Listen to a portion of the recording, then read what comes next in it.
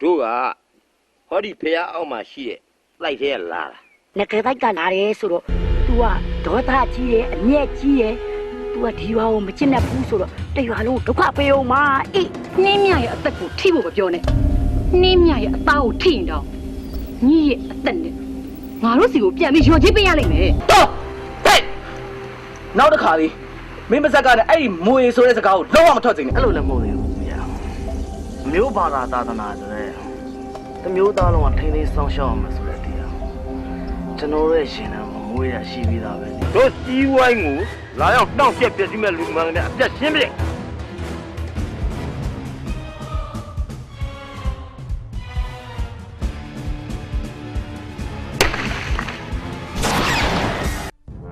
ဘယ်မှာလဲကြောက်လဲ